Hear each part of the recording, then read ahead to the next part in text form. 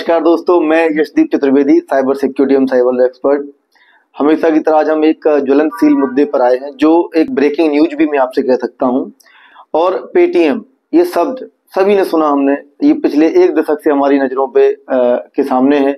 ये लोकप्रिय हो चुका है, हम लोग इसका प्रतिदिन उपयोग करते हैं। जो मर्चेंट्स हैं वो अपना जो भी बिजनेस करते हैं उसके लेन देन के लिए करते हैं। अब तो पेटीएम बैंक भी खुला है, तो लोगों के बैंक अकाउंट भी है। पेटीएम वॉलेट का उपयोग भी करते हैं, फास्टैग में उपयोग करते हैं। जब हम ई कॉमर्स ट्रांजेक्शन करते हैं तो वहां पे भी हम पेटीएम के द्वारा पेमेंट कर सकते हैं, अर्थात पेमेंट एग्रीगेटर के रूप में। तो अलग अलग रूप में अलग अलग सर्विसेज पेटीएम के द्वारा दी गई। पर हम समझ सकते हैं कि पेटीएम को संचालित करने की जो कंपनी है, जो स्टार्ट जिसने किया, वो है 197 कम्युनिकेशन। और दोस्तों ये अलर्ट है उन सभी के लिए। मैं ये कह सकता हूँ कि अच्छी खबर नहीं है, पर ये भी है कि अगर बैंक ने एक्शन लिया है तो बिल्कुल कुछ सही सोच के लिया होगा। आरबीआई ने अगर इसमें कोई एक्शन लिया है तो अब उन ग्राहकों के लिए अलर्ट भी है और बुरी खबर भी है कि आपका यदि पेटीएम बैंक में अकाउंट है या आप पेटीएम की सर्विसेज लेते हैं तो आप अलर्ट हो जाएं और उसमें जो भी आपकी राशि है उसका सेटलमेंट कर लें, उसको विड्रॉ कर लें।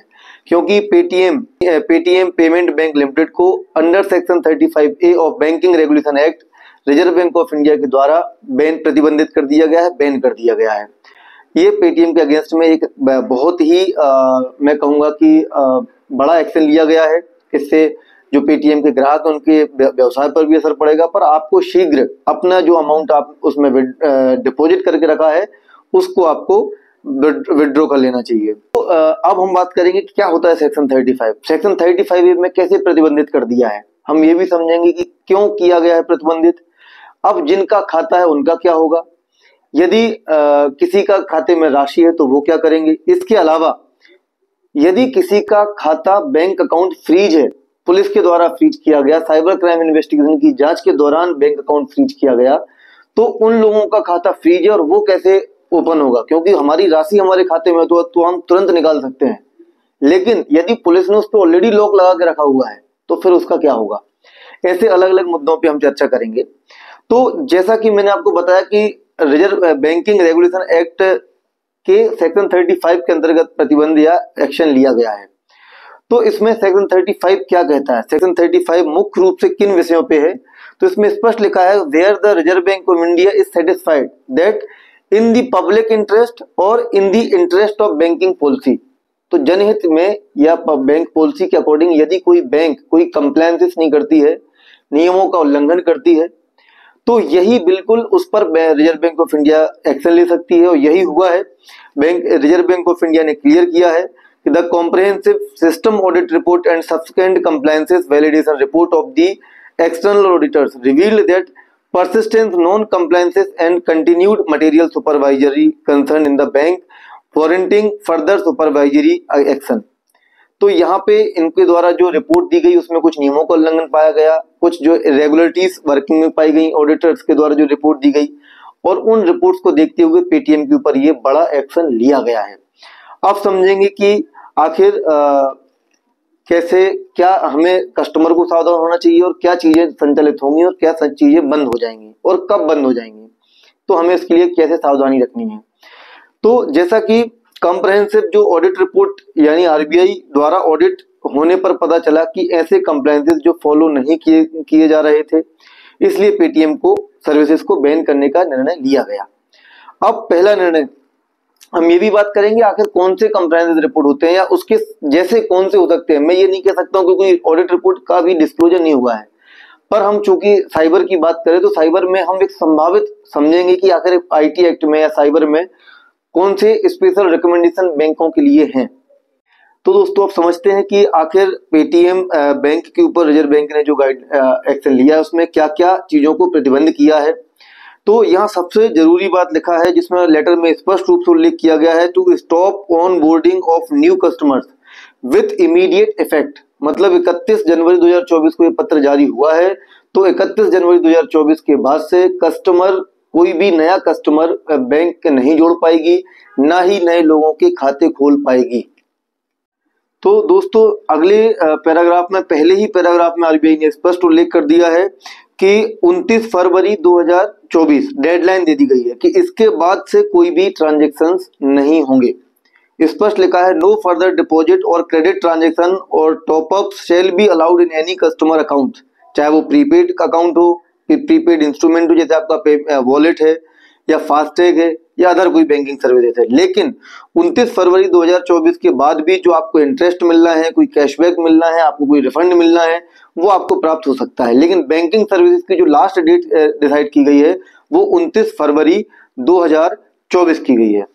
तो दोस्तों 29 फरवरी के बाद मौजूदा या नए कस्टमर कोई भी ट्रांजैक्शन नहीं कर पाएंगे। आज पत्र में आदेश में स्पष्ट उल्लेख किया गया है सेकंड पैराग्राफ में कि 29 फरवरी 2024 के बाद भी कोई बैंकिंग सेवा जैसे पेटीएम बैंक द्वारा नहीं दी जाएगी। लेकिन ग्राहकों के मौजूदा अकाउंट में जो भी राशि है, जो आपके ऑलरेडी आपके खाते में जमा है, अवेलेबल बैलेंस है, जो कस्टमर के सेविंग अकाउंट, करेंट अकाउंट या प्रीपेड इंस्ट्रूमेंट अर्थात आपके वॉलेट इत्यादि में है, उसका उपयोग बैंकिंग सेवा जैसे Paytm wallet, FASTag, fund transfer जैसे Aadhaar enabled payment system, IMPS, NEFT या यूपीआई इत्यादि के माध्यम से भी आगे किया जा सकता है, जो 29 फरवरी के बाद भी हो जाएगा। उसमें कोई भी रोक टोक नहीं लगाई गई है। आगे आरबीआई ने यह भी उल्लेख किया लेटर में कि the nodal accounts of the 197 communication limited and Paytm bank service limited are to be terminated at the earliest. स्पष्ट उल्लेख किया गया है कि जल्दी भी हो सकता है या 29 फरवरी, in any case not later than 29 फरवरी 2024।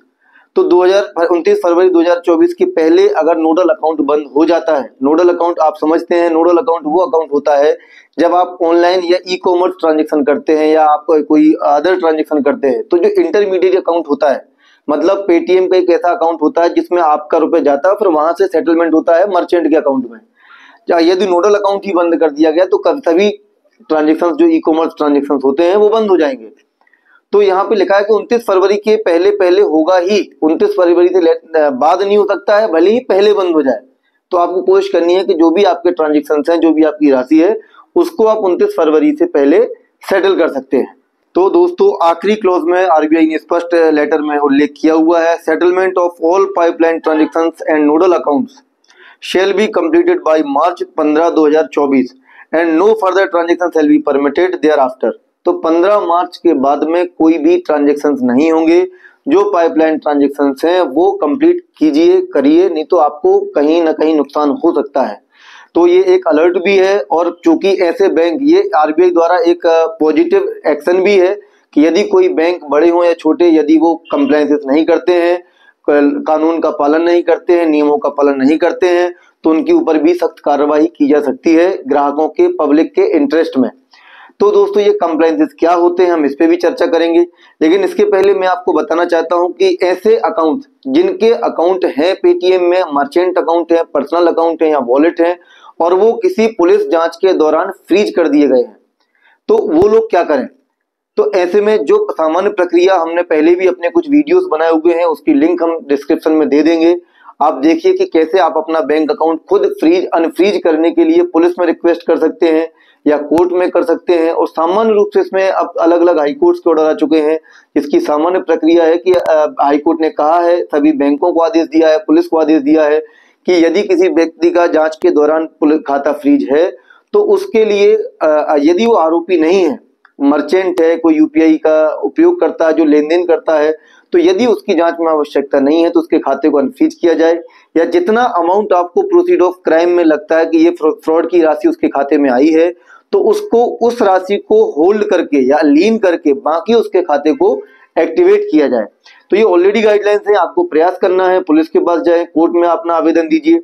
तो जो अगर हम आज के एक्शन के बारे में बात करें, जो पेटीएम बैंक में जिसका पर्टिकुलर अकाउंट या वॉलेट उसका फ्रीज है, तो दो क्लॉज यहाँ पे महत्वपूर्ण है।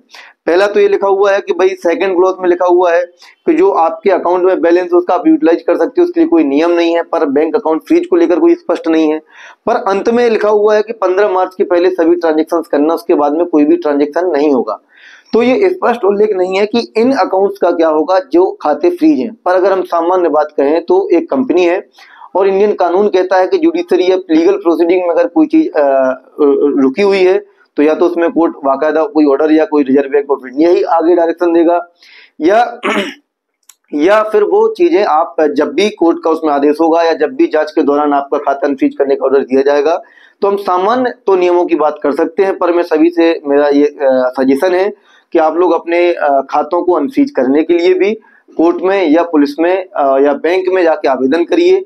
और जो हमने हाईकोर्ट के जो आदेश हुए हैं उनका भी हम आपको पीडीएफ डिस्क्रिप्शन में उपलब्ध करा देंगे, और जो पूर्व में इस पे वीडियो बनाए गए हैं कि कैसे आप अपना खाता अनफ्रीज करा सकते हैं वो भी लिंक देंगे, उनको देखिए ताकि आपका खाता भी प्रॉपर टाइम पे अनफ्रीज हो जाए। उम्मीद करेंगे कि आज के विषय पर बनाया गया वीडियो आपके लिए उपयोगी साबित होगा, और इसी तरह के वीडियो देखने के लिए आप चैनल को सब्सक्राइब कर सकते हैं। धन्यवाद।